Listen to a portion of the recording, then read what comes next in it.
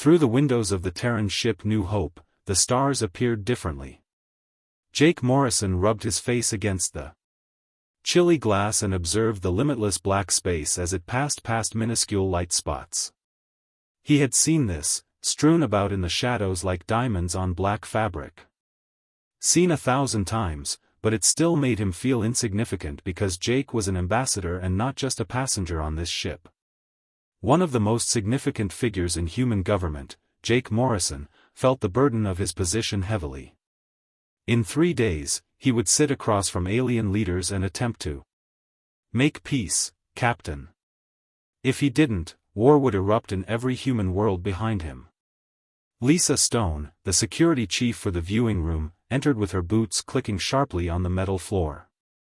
Jake trusted her more since she was tall, strong, had short black hair, and had unblinking eyes.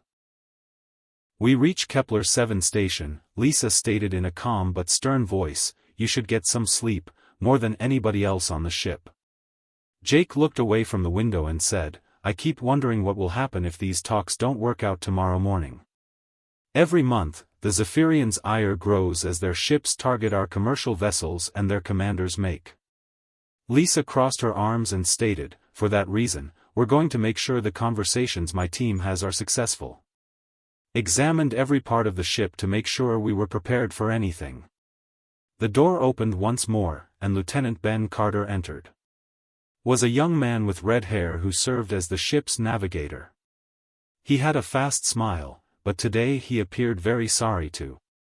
Ben mentioned that the night shift crew is getting together in the mess hall and that we are passing the time by reciting old stories.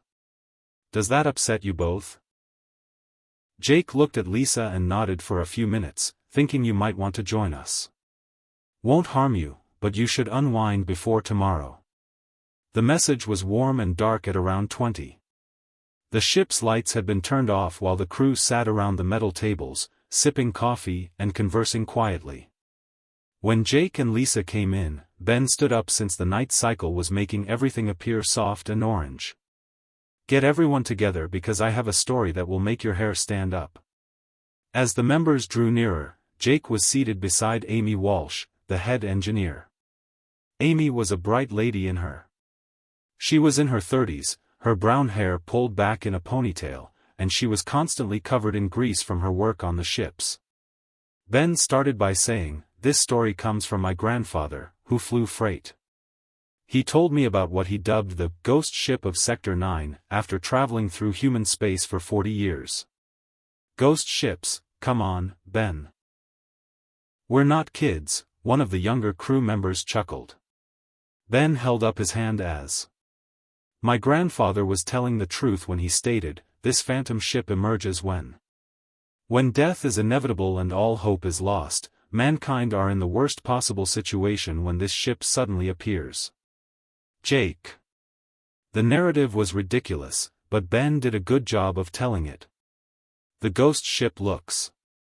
Although it is human, it is larger than our largest battleships and moves like a fighter, but it is as dark as space itself. That the weapons Ben paused for effect can scarcely be seen by sensors. "Annihilate whole fleets," Amy Walsh said. Ben mentioned energy beams that pierce armor, but no one knows what kind of weapons they are. The ship can be in 10 different locations at once or vanish entirely, like its paper shields that prevent everything. Lisa shivered. Old pilots enjoy their ghost stories, and her head sounds to me like a spacer tale. My grandfather witnessed it firsthand during the Battle of New Austin, and it appeared injured. 20 years ago, a human colony ship was trapped by the Zephyrians with no way out. 12 Zafran cruisers were destroyed in 5 minutes by this black ship just as 300 families were about to perish. Lisa questioned, "If this ship is so strong, where is it now? Why doesn't it help with our present issues?" "Perhaps it's waiting," Amy said. She was the center of attention, and everyone said, "Maybe it only comes when things are truly hopeless." Ben nodded. "My grandfather believed that the ghost ship only appears during minor conflicts when humanity itself is in danger." Even though it was only a little story, Jake found it oddly soothing. A story where it felt comforting to know that someone was keeping watch over humanity has. Have you heard similar stories? A number of crew members nodded, and a mechanic called Pete claimed that his uncle had witnessed. During the first contact conflicts, a communications operator named Sarah brought up old border reports of unusual ships. Amy Walsh of the patrol units appeared reflective, and my grandfather participated in the first. He used to tell me about a black ship that saved his unit from certain death during contact battles as well, and I always believed he was merely sharing tales to reassure me. Perhaps all of our grandfathers had seen the same ship, Ben added, and Lisa stood. Whether it's a ghost ship or not, we have serious issues to handle, therefore everyone should take a nap before we arrive at Kepler tomorrow. 7. The staff started to depart, but Amy remained because she appeared distressed. Wrong? Jake inquired, and Amy took out her tablet and started typing. I would like to verify whether the ship's computer has access to historical military documents and whether there are any unusual. There may be official reports of ships showing up at battlefields, and Jake may have observed her operate. You believe the? Although some of the stories may be accurate, I believe there are too many identical tales from various sources. Amy stated, my grandfather was a. Despite his disbelief in fairy tales, he was a pragmatic guy who consistently maintained that black ship was true.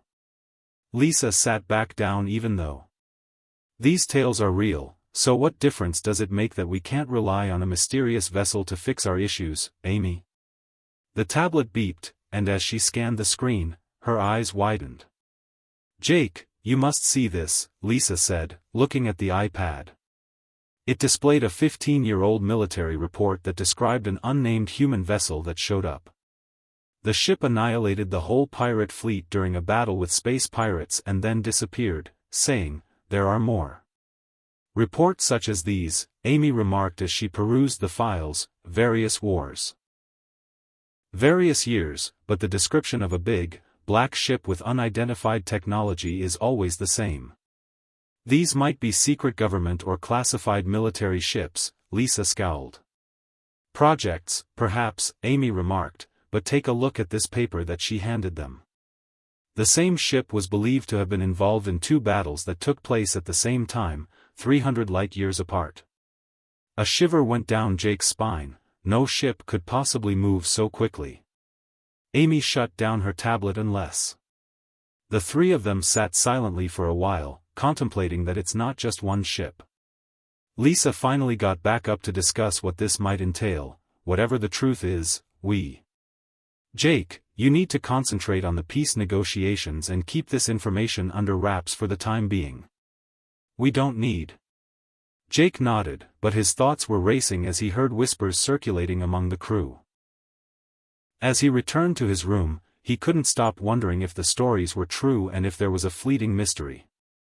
Before going to bed, he took one last glance at the stars outside his window, which protected humanity. The Zephyrian Empire was assembling its army someplace. Tomorrow, he would attempt to reconcile with